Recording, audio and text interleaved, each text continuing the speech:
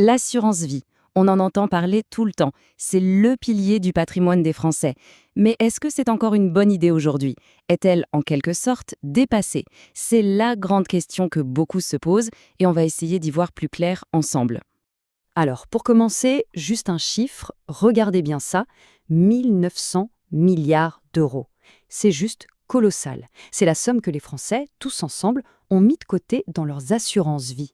Ça donne une petite idée du poids, de l'importance historique de ce placement encore aujourd'hui. Et voilà, on en arrive au cœur du sujet. Est-ce qu'en 2025, l'assurance vie est dépassée? Parce que, soyons clairs, le monde financier a complètement changé. Les taux d'intérêt sont remontés, il y a plein de nouveaux concurrents. Alors, est-ce que c'est devenu une sorte de relique du passé ou est-ce qu'elle a encore de sacrés atouts dans sa manche? Ok, pour bien comprendre, commençons par le commencement. Pourquoi est-ce que l'assurance vie est devenue ce roi sur son trône, le placement préféré des Français? Ce titre, elle ne l'a pas volé et ça ne vient pas de nulle part. Cette popularité, elle s'est construite sur des décennies, vraiment. C'était le placement de confiance. Mais aujourd'hui, elle fait face à un énorme défi. Le monde financier change, comme on l'a dit, et de nouvelles solutions viennent tout bousculer. Allez, on plonge dans le vif du sujet pour voir ça plus près. Bon, pour savoir si elle est dépassée, il faut d'abord comprendre ce qui a fait sa force. Quels sont ses atouts, ceux qui résistent au temps? Qu'est-ce qui a fait qu'elle a séduit des générations entières d'épargnants? Alors ces points forts, ils sont assez connus, mais c'est bien de les rappeler. D'abord, il y a la fiscalité. Après 8 ans, ça devient vraiment avantageux. Ensuite, c'est un outil incroyable pour la transmission de patrimoine, quasi inégalé. On a aussi la souplesse, l'argent n'est jamais vraiment bloqué.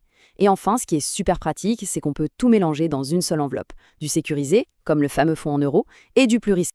Et là, on touche à l'un de ses super pouvoirs, la fiscalité.